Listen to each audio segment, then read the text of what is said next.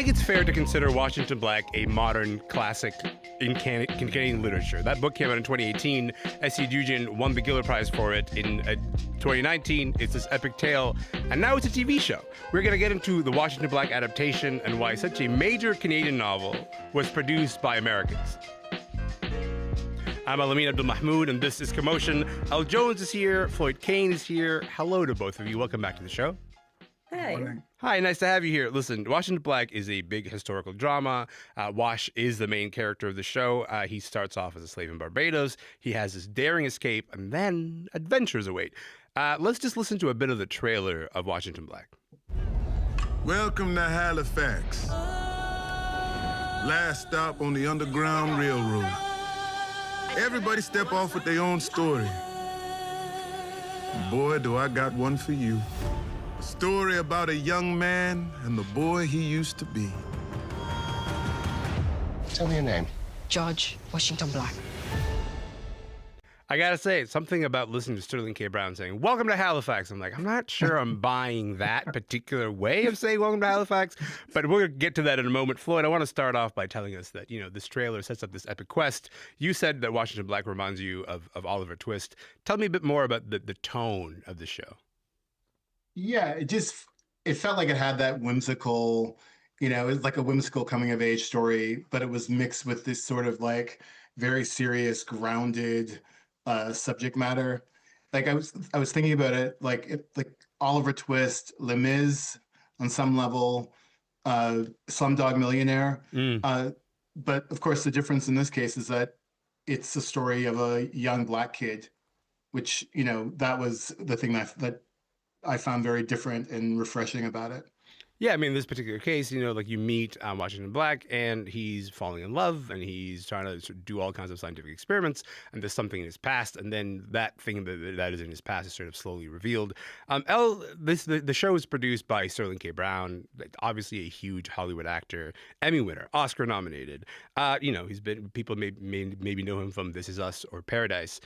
When you watch the show, he could tell any story. I just want you to hear why he chose Washington Black. There's one image in particular of this young Black boy in the Arctic that I was like, oh, I've never seen a little Black boy in the Arctic. I just want to see that picture on screen. That really sort of screamed to me. But it's also the idea of taking something that is probably one of the most oppressive institutions in the history of the world with regards to the transatlantic slave trade and flipping it. Showing somebody who existed within that timeline but refused to have his circumstances define who he is as an individual. The power of his imagination was able to transcend that. So that's Sterling K. Brown on the BAFTA's YouTube channel. Elle, do you agree with Sterling there? Like, does this story feel different from the narratives of slavery that we've seen in the past? Yeah, I think one of the things that Essie is really playing with in this book is that question. So the Age of High Adventure story is a Victorian narrative, and she's playing with that steampunk, but that was also the height of empire and slave trade. So she asks us this question: what if the adventurer was Black? But if the adventurer is Black, and Black people don't usually get adventure stories, right? But you can't ignore slavery then. So we would have to be moving from slavery to freedom, but then that's also complicated. So what if freedom isn't freedom? What if we move in different directions? So I think one of the things that's really beautiful in this is what it means for Black people to travel. We know we actually have been around the globe. We have been in the Arctic. We have been, to Morocco, all these places, but we're often only seen in one place. We're seen as a static people.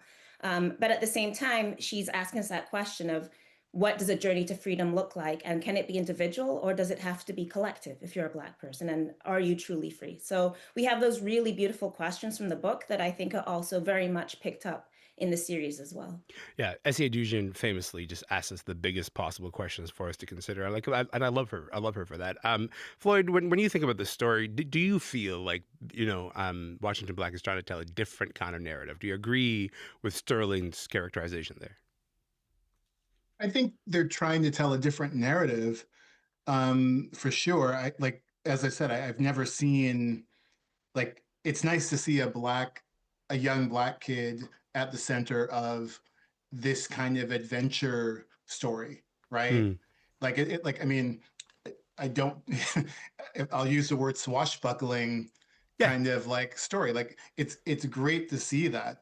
I think it's just, for me, I appreciated the images that he's talking about, which are in the second half of the show, like I really appreciated those images. But but there are other things about it that they are not like. I would just say I think that some of the portrayals, like maybe they're a bit like simplified, but I think like in terms of the show itself, I feel like it's a massive win. Okay, I'm interested in that contrast. The idea like some portrayals are simplified, but then the show as exists is a massive win because the context here is it's also a story that is set in Halifax, or a lot of it is set in Halifax. You are both Nova Scotians. This series is largely shot in Nova Scotia, Halifax, Peggy's Cove, Lunenburg. Elle, as a professor, what grade would you give the show in terms of its depiction of African Nova Scotian history?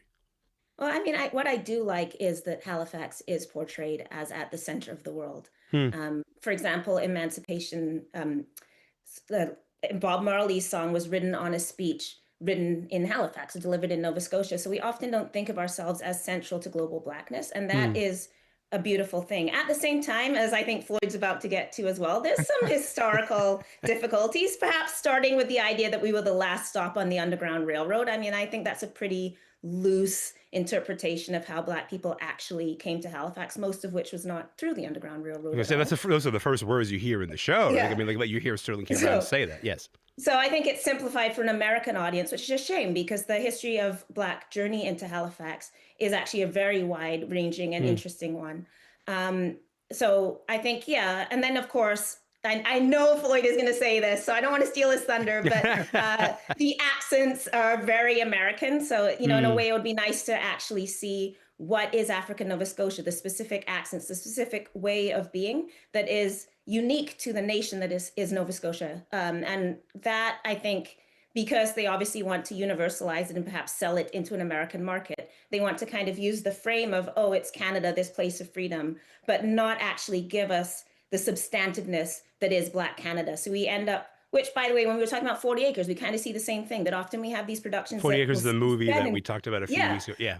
That will be set in Canada, but then really want to vibe American just so it doesn't seem too Canadian. I think we see that here as well.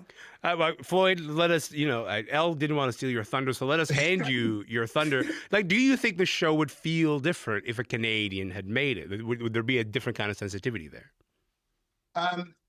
Here's the thing. I think we would look, for me, and like I feel like what's interesting is that I haven't read the book, but one of the things that I felt watching the film, the TV show, is that there was this whole like, I don't know, he felt all of these things happened to him as a child, and he didn't feel like, it didn't always feel like he was living in those, like that those things were with him. Yeah. If that makes sense, right? Yeah.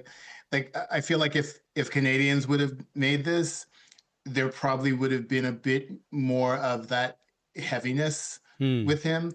But also, I mean, I have to say, like, as a Nova Scotian and as a Canadian, I would have loved to have seen more of the geography of where those Black communities were actually settled. Like, there's some amazing photography in this limited series, like just incredible. Like, it's shot beautifully. Really, yeah. Oh my God, it's like it. In some cases, I'm like, wow, this would have played great in a movie theater. But I did kind of feel like when the Black characters were like on screen and in Community, I just would have loved to have actually been in one of those communities, depicting what life was like in those communities at that time. Because I feel like that it is very hard to get our history, Canadian history, on camera. Having an opportunity to tell Black Canadian history, I mean, it's like Yeah. 5 times as hard. I take your point that like sort of rendering the granular details of those communities actually really matters, and I think like if Canadian storytellers were maybe tasked with doing this, they would have paid a bit more attention to that. Elle, in the pre-interview for this conversation, one of the questions that you were asked is like, what is owed to a community if outsiders come in and try to tell their stories? Let me ask you that question. Like, what do you think is the answer to that? What do you owe to those communities? That was actually an issue with this production. So initially, they were planning on filming in Shelburne, and the community rightly said, "Well, are we going to be doing the catering? Do we have the skills to be crew? Are you going to come in and hire us, or is this another time where our story is going to be extracted and used, but then we don't actually benefit from it?" So everybody gets to live this story of Black freedom, except the people whose ancestors are rooted there, right? And I think that's a real question. So especially, I think, as more Black stories are being told, Nova Scotia is such a place rich in history. I mean, we could talk about the story of Richard Preston, which is a story analogous to what's happening here, but real life, where he escaped slavery in Virginia, finds his mother in Nova Scotia, travels to the UK. We have the story of the ships going back to Sierra Leone and the fight to get that. We have so much beautiful history. But if you come and tell those stories, that's not a dead history in Nova Scotia. Those literal descendants are there. So how does telling that story benefit us? How does it actually enrich our culture? And will those storytellers have the opportunity to be on film themselves, to be writing themselves, to be publishing and filming? Or do we always sort of just the background actors that come in for a week, but then somebody else runs with it? And I think that's a real question. It's a really important point to focus on, that idea of it not being a dead history. Floyd, I want to ask you, because like this show is made mostly in Nova Scotia. Clearly, the talent is here, right? Like, the idea that like it's Sterling K. Brown, is Disney needed to tell the story? Why is it that they are telling the story and not a Canadian broadcaster, say? I think it's complicated. I think the obvious reason is money.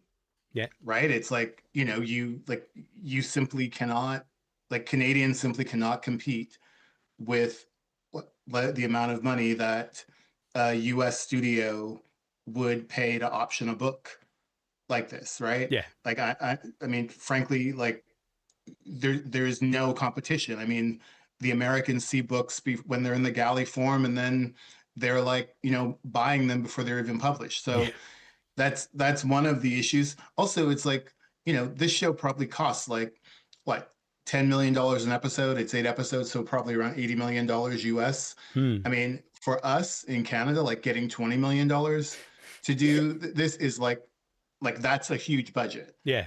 Right. So I think that money is a huge issue. But also, like, I think part of it is it's about value, right? Like, I mean, just speaking about like Black Canadian history, I don't know how much we value it, right?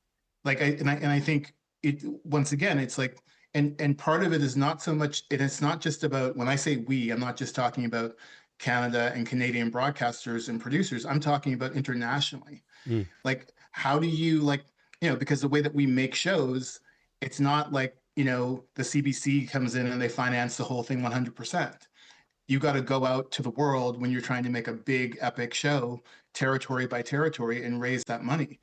And I mean, I would probably say there's a lot of shows that have died on that trail, right? Because we just don't have the money, and the market is just like, they don't value us properly. I just want to acknowledge, first of all, that like, yeah, I work at one of those institutions. I work at the CBC. Like, we posed this question to the CBC by saying like, hey, what happened in terms of the rights for Washington Black? And the spokesperson for CBC, Chuck Thompson, this is the statement that he gave us. He said, we looked into the rights for Washington Black, but we're told they were unavailable. We asked what that meant, and he told us, not sure about those details. We think the rights had already been sold by the time we started looking into it, but we just don't know, as it all happened a few years ago. Elle, maybe last word to you, maybe with a minute left here. What do you make of what Floyd was saying there? This idea that we don't value that history enough. Yeah, I think we also don't value current Black life. That I think there's often an issue of like, you guys got this 6 years ago, you got Book of Negroes 10 years ago. So that's it. Be happy. You know what I mean? And that there's always still one story that's told about Black people, which is exactly what SC was playing with. Like, what do you do with that one story? What about all the brilliant Black minds that have been lost in slavery and now? How many brilliant Black storytellers like Washington Black have not been given their chance to be to be able to flourish, right? That's actually at the heart of the book too. What is Black brilliance? And so I think we need to not just take Black stories, but think about Black people in those communities still live by dumps, is still shot by the police, is still living in poverty. And what we actually need to do is change those conditions in contemporary Canada so that Black people actually are allowed to flourish. And I think that's the message I, in a lot of ways, take away from this story. It can't just be a magical adventure. We have to think about Black freedom now. I appreciate both of your time and your insight. Thank you so much for being on the show today. You guys are great. Thanks again. Thank you. Thank you for having You bet. us. Talk to you soon. Floyd Kane is a longtime producer whose work includes the TV show Digstown. He was also an executive producer on the film Village Keeper. Elle Jones is a poet and assistant professor in the Department of Politics at Mount St. Vincent University in Halifax. And Washington Black is right now on Disney+.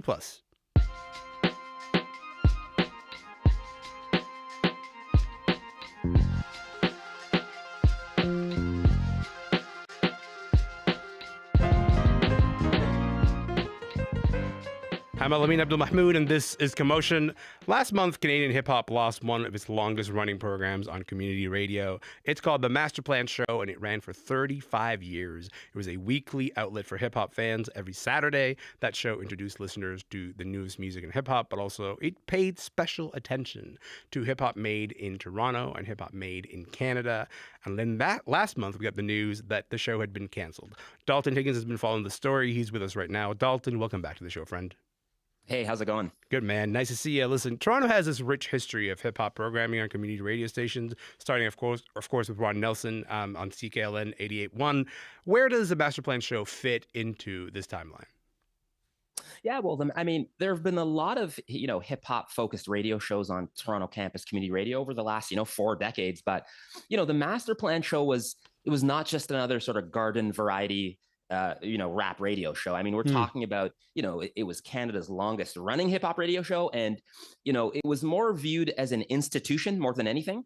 When you look at the roster, when you look at the lineup, the host, the DJs, and you consider the sheer amount of Canadian hip hop pioneers that came out of this show, it almost reads like a who's who of Toronto hip hop history, right?